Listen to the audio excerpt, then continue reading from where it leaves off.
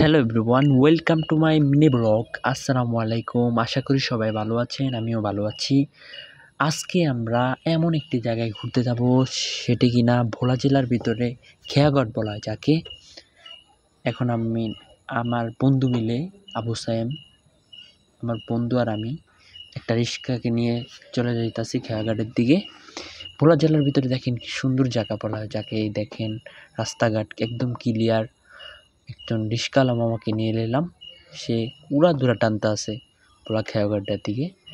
এখন আমরা খেয়া পাড়ে দিয়ে চলে আসলাম, ভোলা সদর থেকে চলে আসলাম খেয়াঘাট। এখন আমরা একটু ঘুরবো খেয়াঘাটে। এই দেখেন কি সুন্দর জায়গা, এই খেয়াঘাটের এদিক দিয়ে যাব। কি সুন্দর জায়গা, ওই দেখেন জাহাজ, নৌকা, কি সুন্দর জায়গা বলা হয়। এই যে নদী। অবশেষে আমরা খেয়াঘাটের ভিতরে চলে আসলাম। এই দেখেন ভোলা খেয়াঘাট। এই যে লঞ্চ দেখা যাচ্ছে, এমভি ভোলা টু ঢাকা, কর্ণফুলী 10।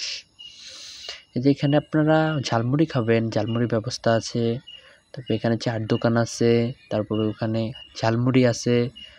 ওখানে বাংলাদেশের ভোলা কোস্টগার্ড বলা হয় যাকে, কোস্টগার্ডের অফিস বলা হয়, তারা থাকে এখানে। দেখেন লঞ্চের আলোটা জ্বালিয়ে দিচ্ছে, আরও ভালো লাগতেছে।